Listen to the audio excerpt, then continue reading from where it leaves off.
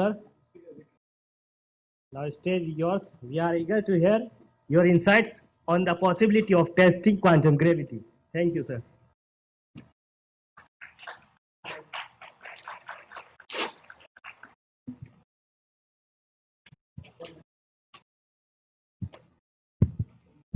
Can you hear?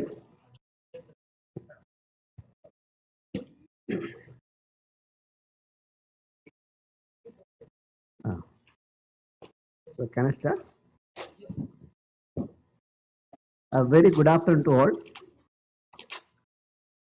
At the outset, I'd like to thank the organizing committee members, especially Professor Alim Basha, Dr. Rizwan, and Dr. Priya, for their kind invitation to deliver a talk on the occasion of advances in applied physics organized by Maulana Azher University. I'm also happy that I also invited to attend the National Sciences Celebration at Maulana Azher National University. I'm also happy to here to see my old friends like Siddiqui. He's a very good friend of mine when he was doing PhD just to my adjacent room, and we used to talk a lot of things. Whenever we had a problem with the mathematics, I used to come and help us and give a lot of things, really a lot of help. And I am also happy to see Najam and Priya and all other friends here.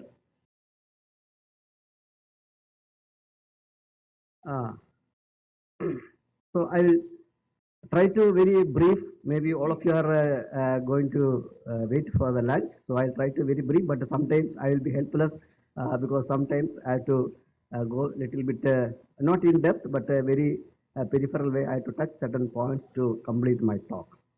So please bear me, and if a delay in your lunch, you have to blame only gravity, not for me.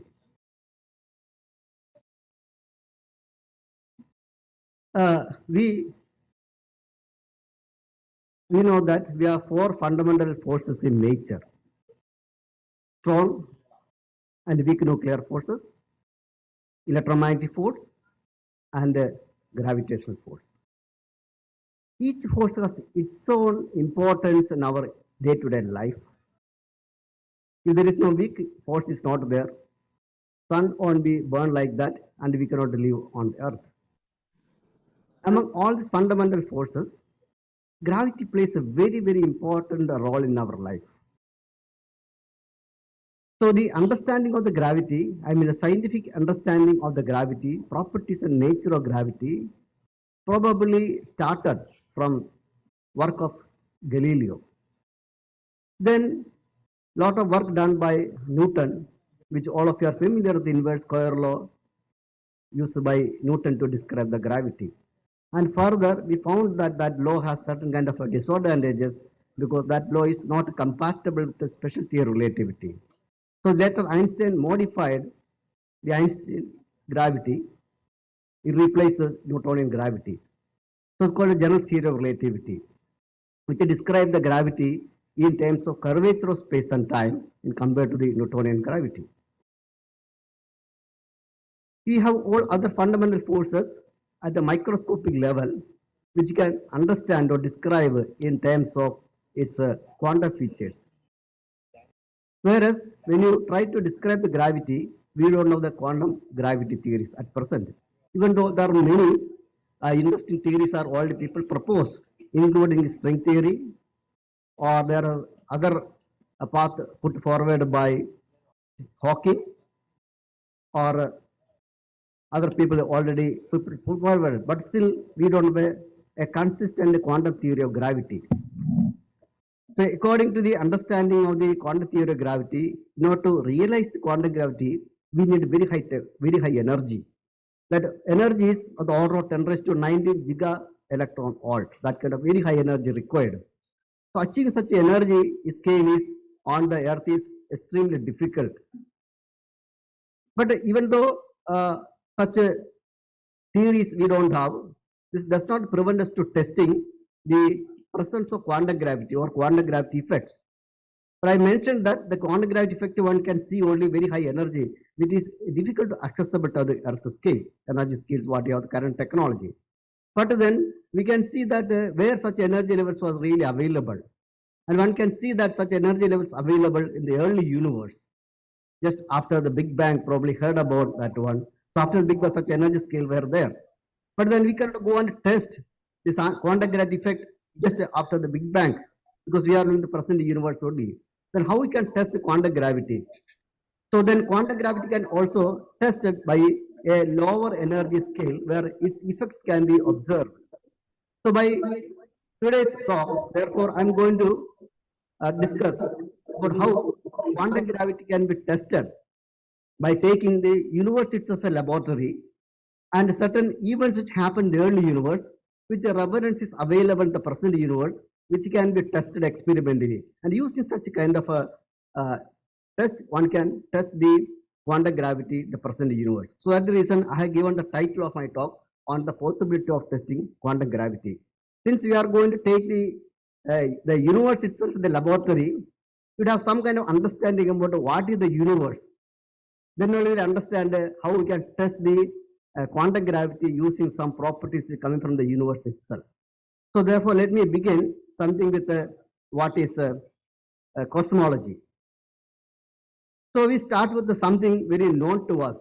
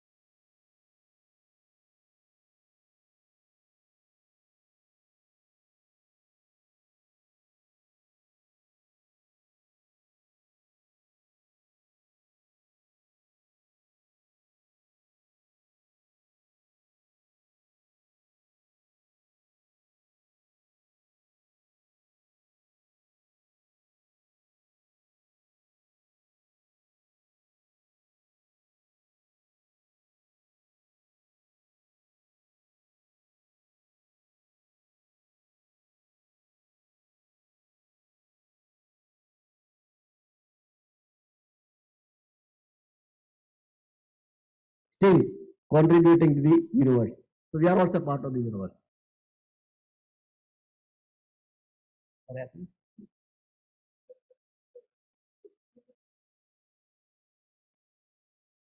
Yeah.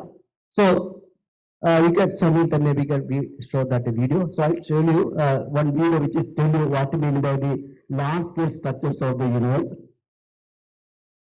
So I mentioned that the galaxy can form a group, cluster, and supercluster, etc. It will give you an idea about what actually the universe means.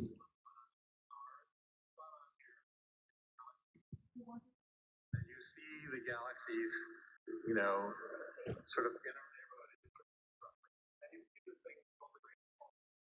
It's complicated, but why is there places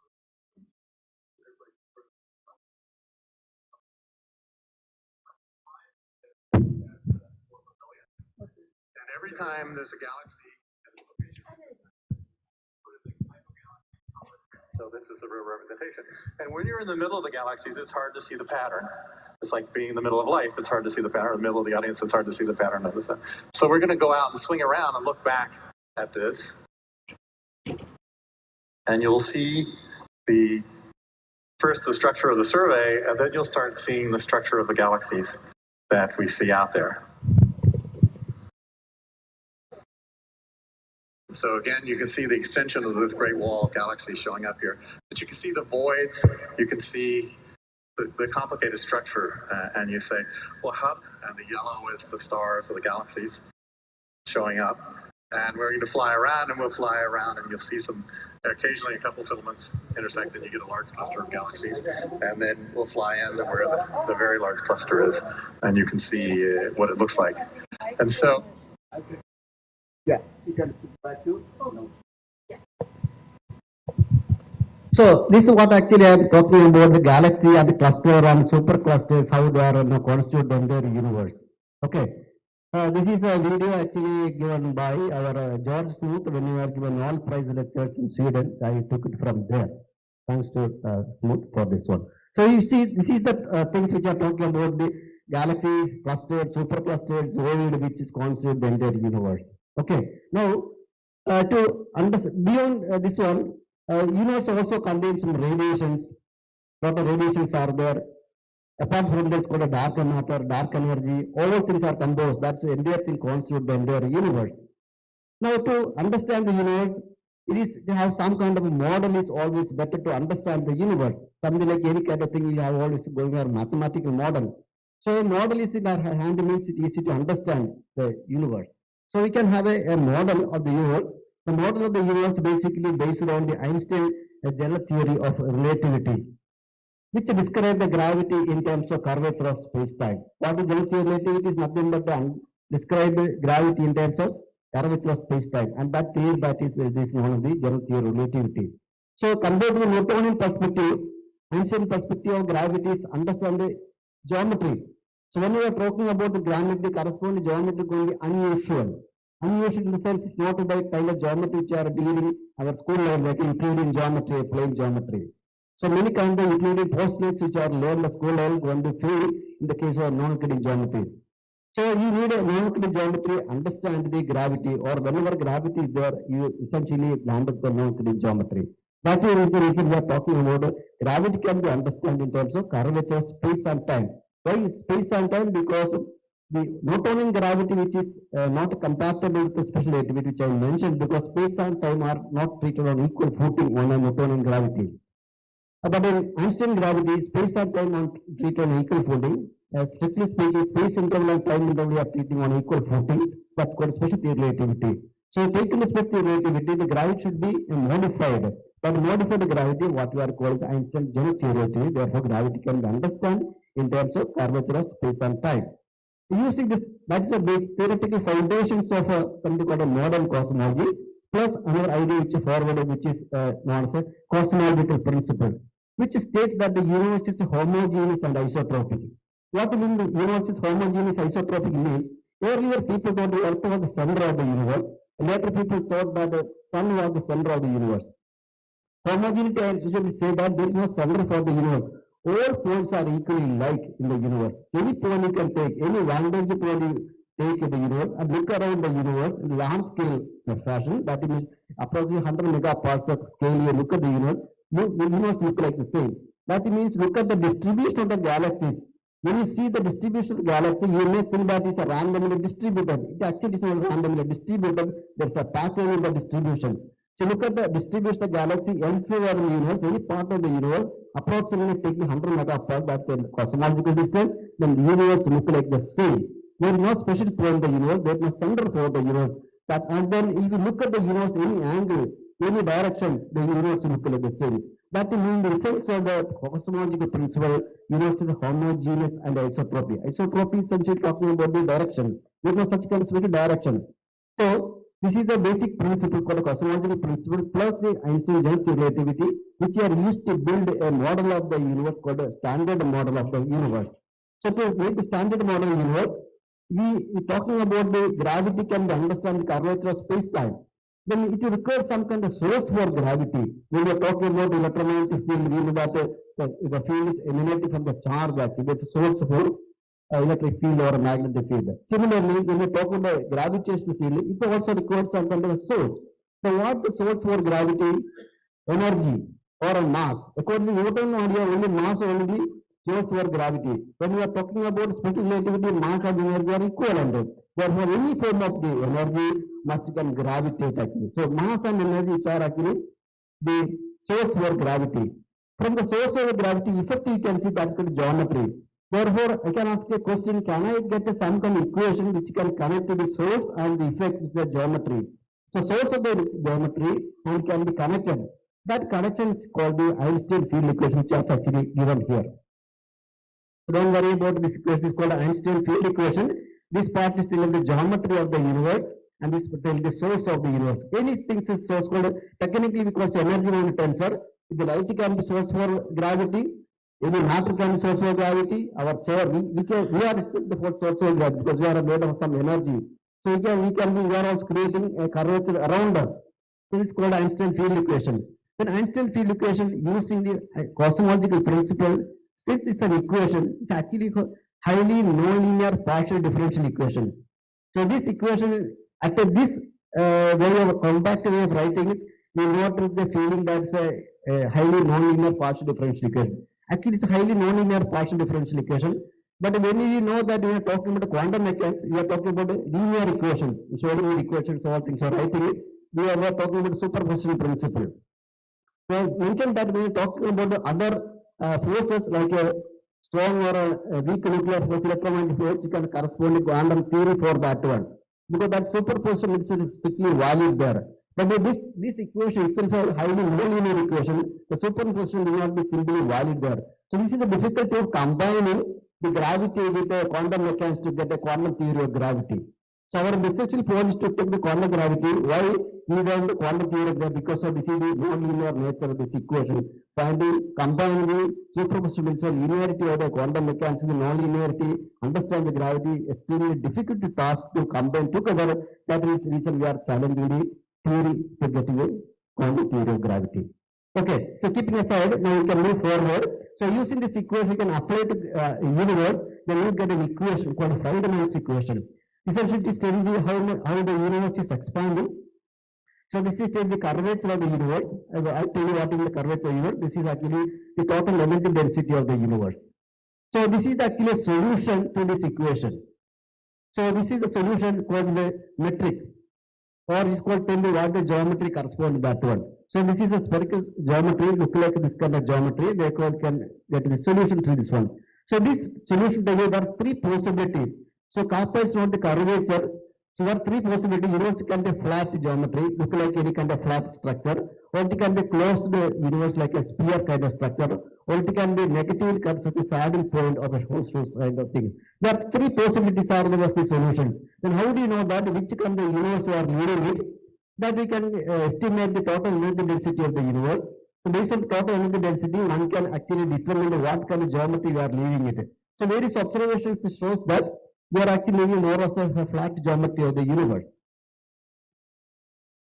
Now, if you take the source of energy in the tensor, for example, one usually technically calls an ideal fluid. So anything we can be called an ideal fluid.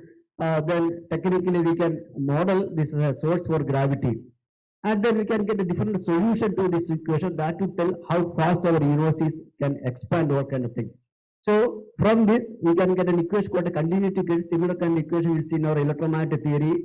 You write the continuity equation. This tells how the density of, suppose the universe filled with a matter, how the density evolving when the universe expanded. So this A is called a scale factor, which will tell you that the water, scale at which you can look at the universe and how it is expanding.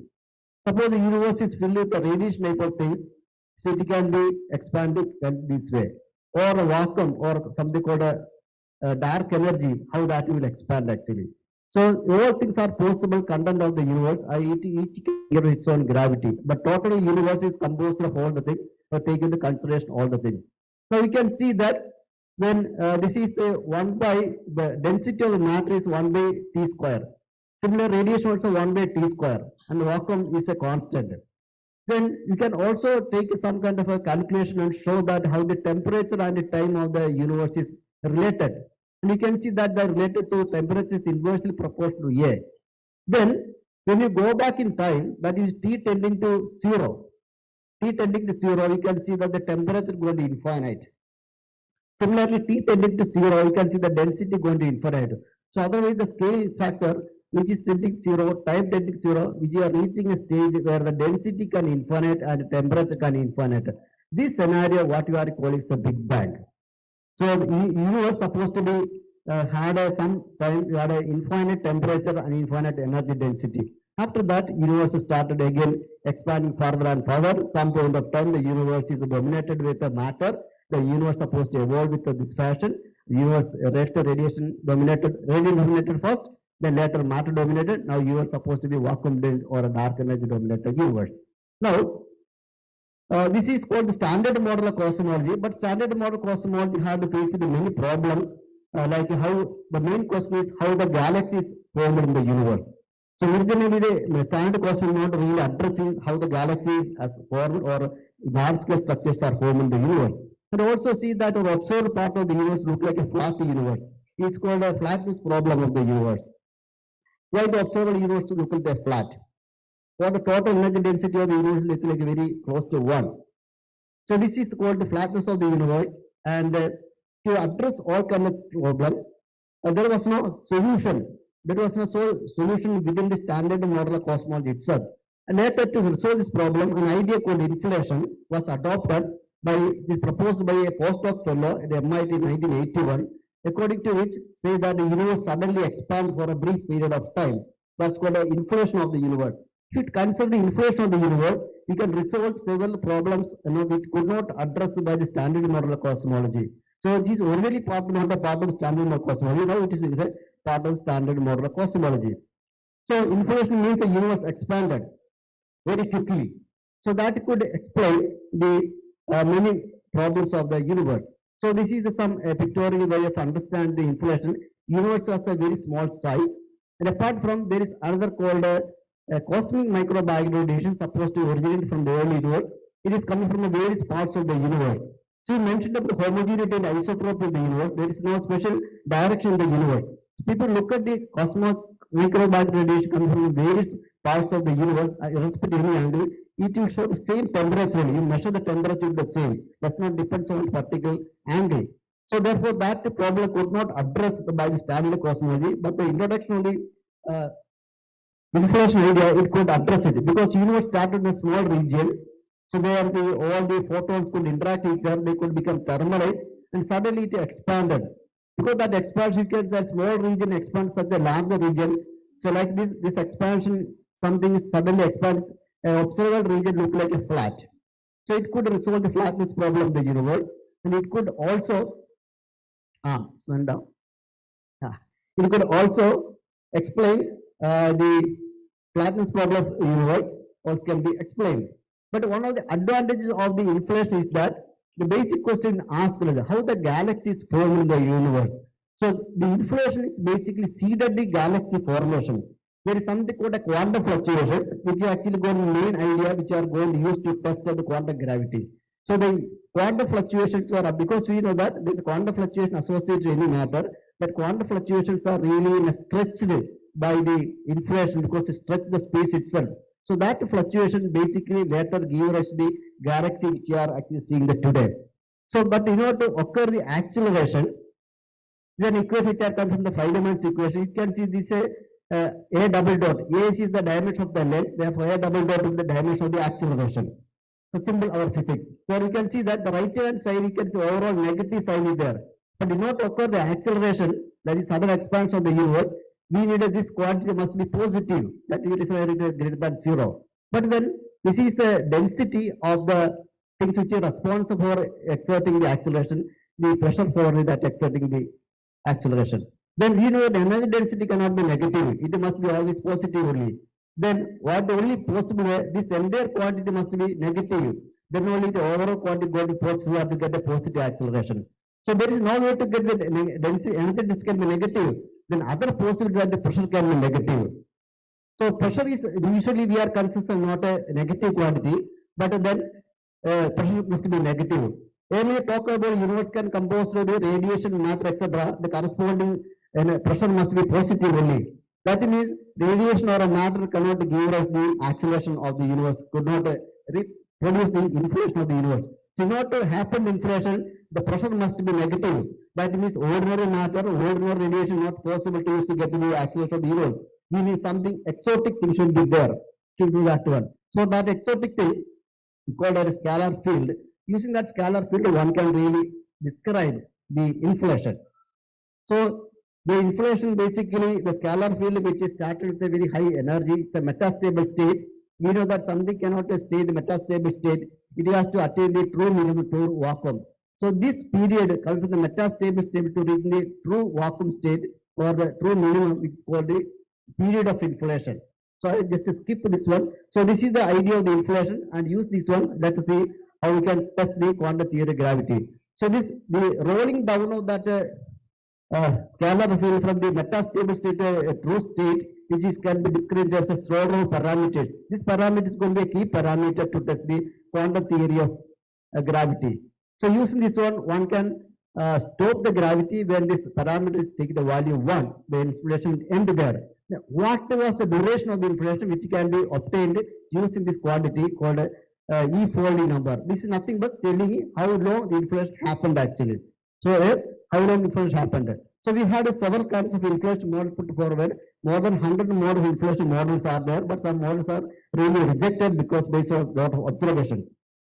Let us see that how this can be used to understand the formation of the galaxy and test the quantum gravity. I mentioned that what we shown that there's a rosy picture of the inflation only. It's a classical picture of the inflation. But we know that I mentioned that the quantum fluctuation associated the field. That quantum fluctuation can be really stretched in the when the universe expanded. So we know that different wavelength was there for the fluctuation because it's something like 0 point quantum oscillation which are already learned in our quantum mechanics course. 0 point oscillation. 0 point oscillations which can have different wavelength. When the universe expands, some of the oscillation within the horizon of the universe, observed universe, some of the oscillations went outside the universe, some were just equal to the radius of the universe.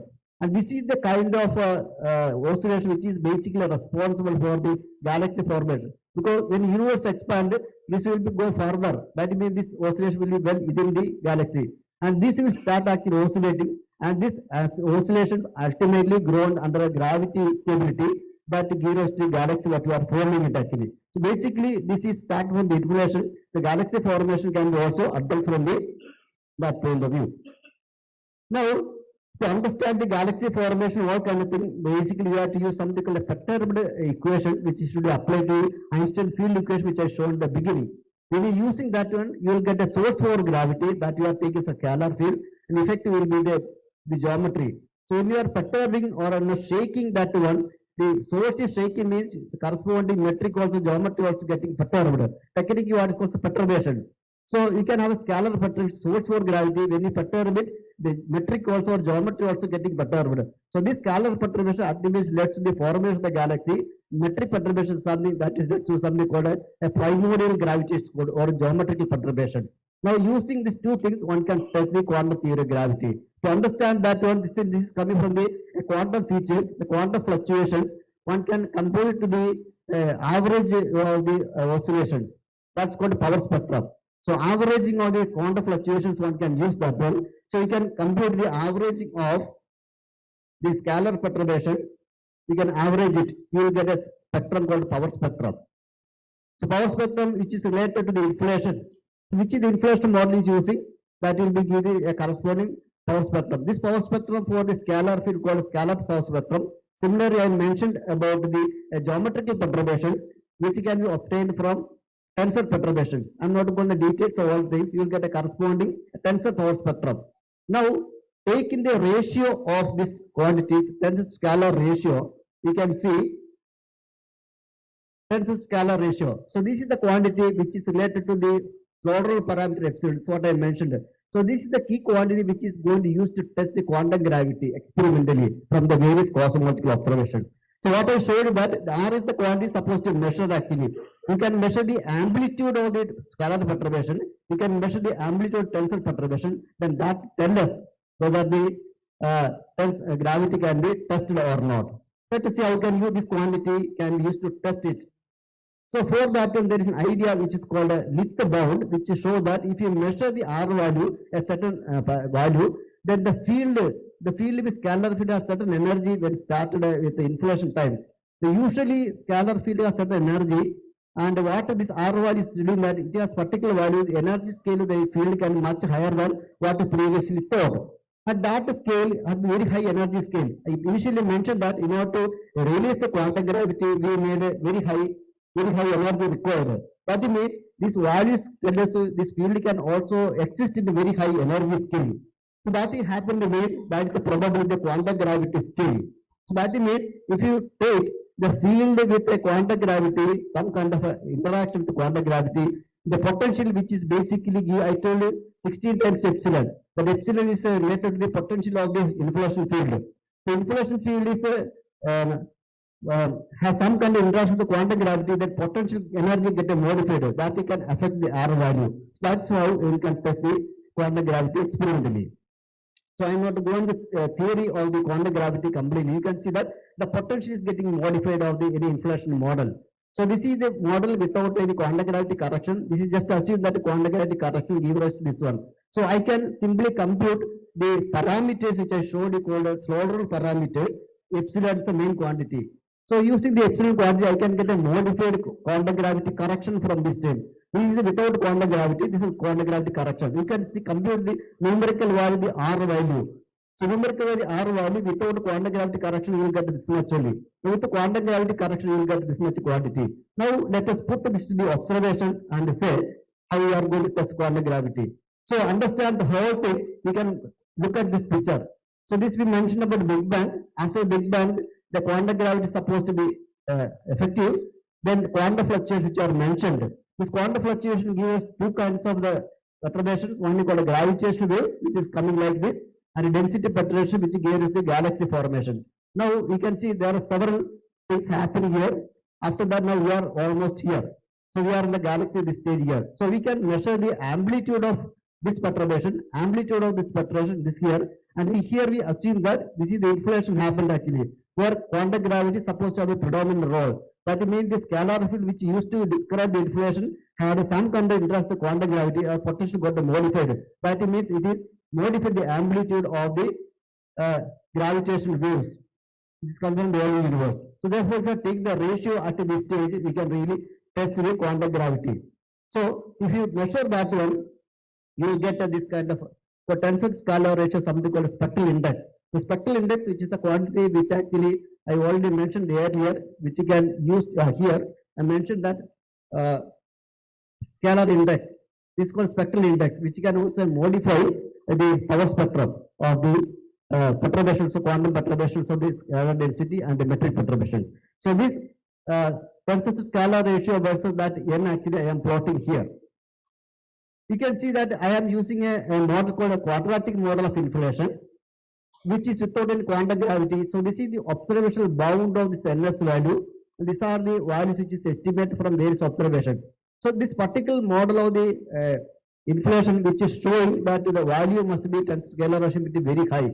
But then the NS value, the spectral index value must be within this observable range. This is the middle value, this is the plus or minus value. So observation bound. You can see that without quantum gravity correction, this potential is getting all this much value. It is well outside the observed range.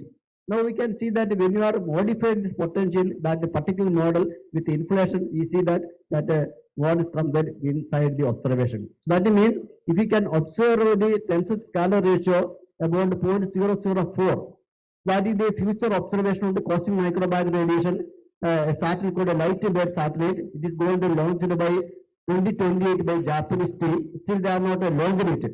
But what they are hoping that if they launch that satellite, they can measure the tensor scalar ratio 0.004. Very, very small value get it actually.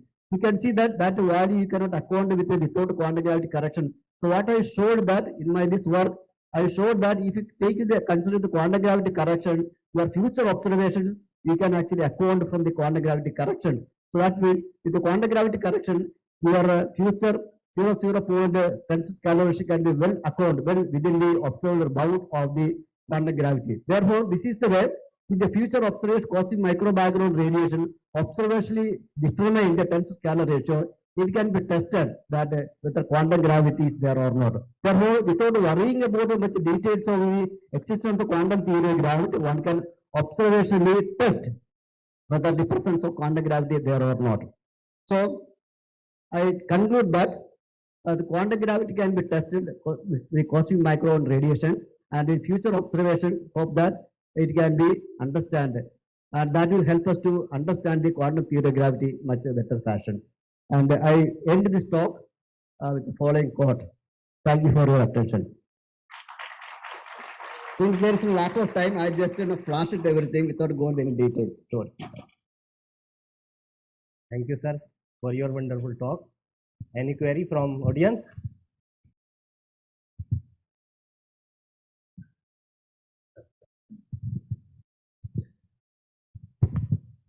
Hello, good afternoon, sir. It was a really nice talk, sir. Thank you for your kind information. So actually, this is a theoretical model. For interpretation, how can we interpret, since we are able to unify the weak forces and the strong forces, but how you can unify gravitational force and this quantum gravity, since quantum is like smallest particle with large energies, but in gravitational forces, weak forces, and that too, since we are not still completely able to understand the gravitational waves or gravitational, so how can we unify in physical interpretation of this?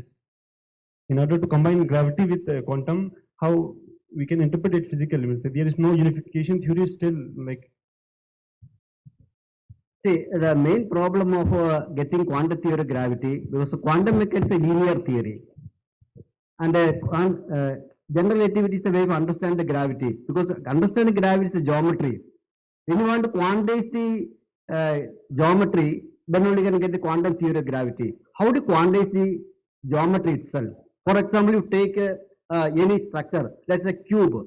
What is the quantum geometry of that? The smallest quantum geometry of that one? We don't know. That's the difficulty of obtaining the quantum theory of gravity. So we don't have any consistent quantum theory of gravity even right now also. There are many things put forward. We don't have consistent quantum theory of gravity. But then what the model which are proposing it here actually. So this quantum gravity to occur to we need an energy scale, it is 10 to 90 giga electron volt. Then we can really realize the quantum theory of gravity. But then that is very difficult to achieve it. So what is something called effective field theory, which you can also understand in the effect the lower energy scale. Something happened high energy scale, the repercussion will be that a lower energy scale. So you are looking for such signature whether I can see that a low energy scale. Now, to combine the gravity with quantum mechanically, it is extremely difficult task actually. Okay, so that's the difficulty, because one is a non-linear theory, one is a linear theory.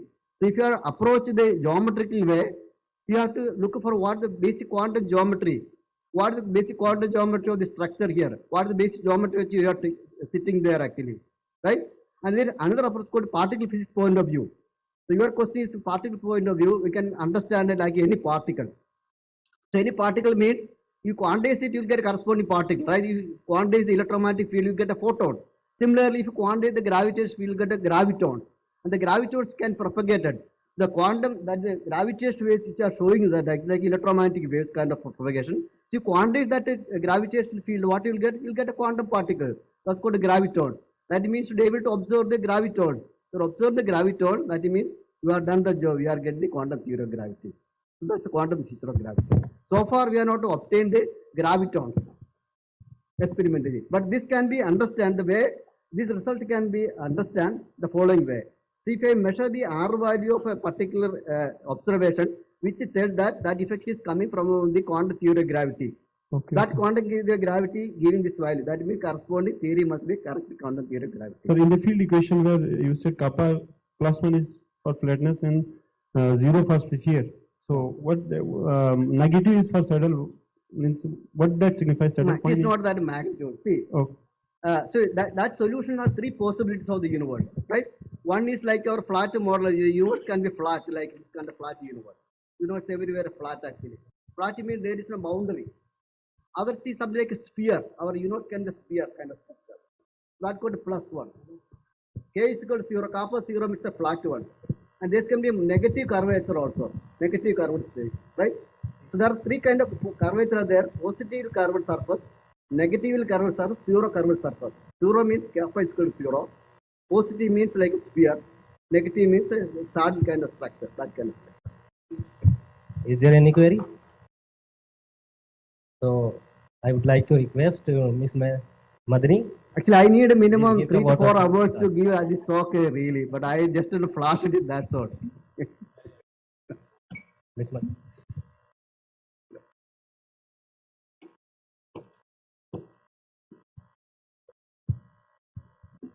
Good afternoon all.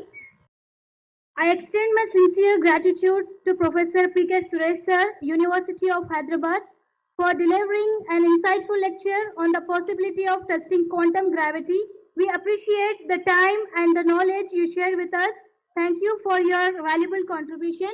And I especially thank you, sir, for giving a lecture on heart of the cosmology, that is cosmological model, cosmological standard model, and Einstein field theories and inflation. Thank you.